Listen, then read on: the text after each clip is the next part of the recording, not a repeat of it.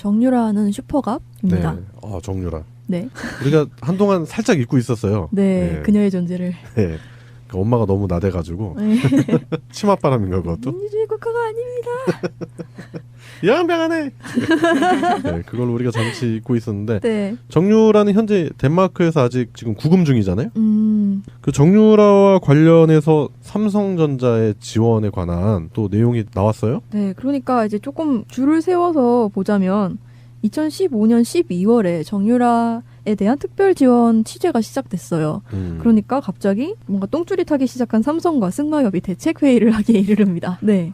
거기만 보더라도 일단 삼성과 승마협회가 뭔가 연관이 있다라는 거네요. 당연하죠. 갑자기 취재하는데 지들끼리 대책회의 할 일이 뭐가 있겠어요. 그렇죠. 네, 근데 대책회의 내용이 훨씬 더 가관인 게 이게 탄로날까봐 무서워하긴 했지만 지원 중단이 되면 자신들한테 끼칠 악영향이 더 무서워서 지원을 계속하기로 결정을 했습니다. 야, 진짜 네. 삼성도 고민 많이 했겠네. 정말 이거 보니까 끈떨어지는 갓 같은데 네. 그렇다고 당장 갓을 내팽겨칠 수는 없고. 그죠. 네. 야, 고민 많이 했겠네. 이 대책회의 문건에서 언급되는 그 살시도라는 말이 있는데요. 네. 이게 2015년 10월에 삼성이 7억 5천을 주고 이 말을 구입을 합니다. 야. 네, 좀 큰 회사에서 구입을 했어요. 그래서 기록이 남았어요. 네, 그리고 11월에 이제 보험료 8천만 원을 독일에 송금합니다. 말 보험료요? 네, 야. 그렇죠. 네. 진짜 돈 없는 사람들은 말 못하는구나. 그러니까 도합 벌써 8억 3천이네요. 야, 네. 그렇게 되네요, 진짜. 이거를 이제 승마 선수단의 지원을 해주겠다라는 명목으로 연막을 친 다음에 정유라한테 고스란히 이제 넘겨준 거죠. 그렇죠, 뭐 승마협회 이코르 정유라잖아요. 네. 이제 문건에서 이 살시도가 왜 나오냐면 이 살시도를 재판매하자. 그래가지고 이걸 없던 일로 만들어버리자.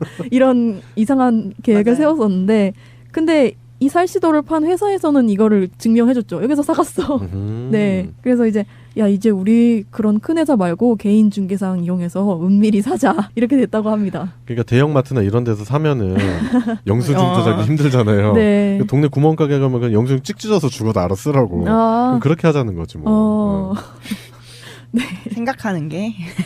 사실 삼성이 정유라에 대한 지원을 포기할 수가 없는 게 결국에는 이제 이재용이 경영권을 승계 받느냐 아니냐의 문제가 달렸기 때문이잖아요. 그렇죠. 근데 지금 녹음을 하고 있는 오늘이 2월 16일인가요? 네. 네, 2월 16일 오후 6시쯤에 이제 이재용 영장 심사가 종료가 됐습니다. 예. 네.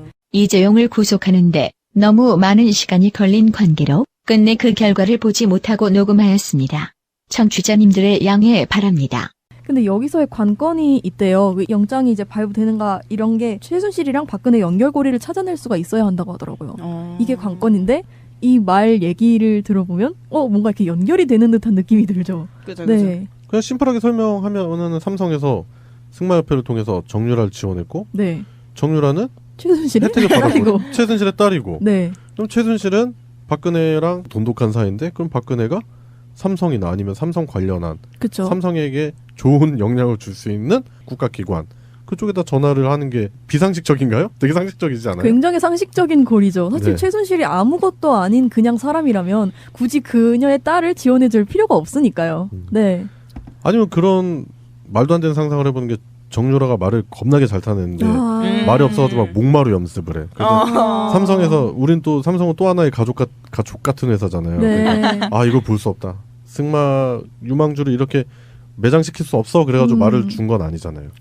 그 정유라 코치 있잖아요. 헬그스트란 그 사람이 스승한테 자기는 삼성을 위해 일한다고 고백도 했었대요. 아 그래요? 그냥 아주 파티 난 거죠. 삼성 파티.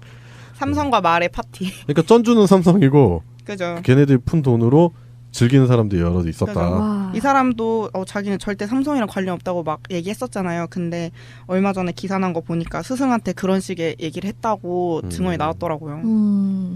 아유 선생님한테 아주 그냥 자랑질을 그죠? 할 정도의 그런 가문의 영광이었나 보네. 맞아, 삼성을 위해 일한다는 게 뭐 삼성에서 돈 그냥 말만 하면 다 대주니까.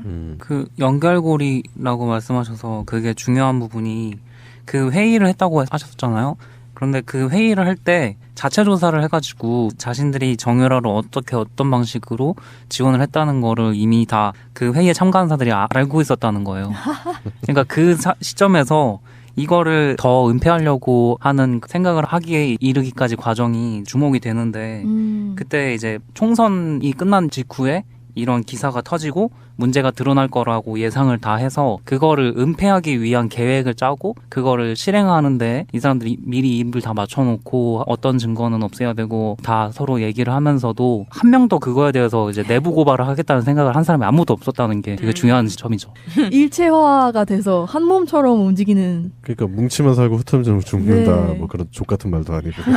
그 삼성전자에서 이제 플랜 B라는 거를 했었던 것도 이거랑 이제 맞물려 있는 게 비슷한 행동인 거예요. 문제점을 알았는데 그거를 오히려 덮으려고 자꾸 하는 그런 선택을 자꾸 하는 거죠. 그 삼성에서 페이스북에 글 올라온 거 혹시 보셨어요? 삼성 공식 그 채널에서 페이스북에 아까 본 것 같은데 그거. 한번 얘기해 네. 줘봐요. 오늘 삼성전자 이재용 부회장에 대한 구속영장 재청구와 관련 삼성 입장을 알려드립니다. 이러면서 SNS에다가 올렸어요. 그러면서 삼성은 대통령에게 대가를 바라고 뇌물을 주거나 부정한 청탁을 한 적이 결코 없습니다. 법원에서 진실이 밝혀지도록 최선을 다하겠습니다.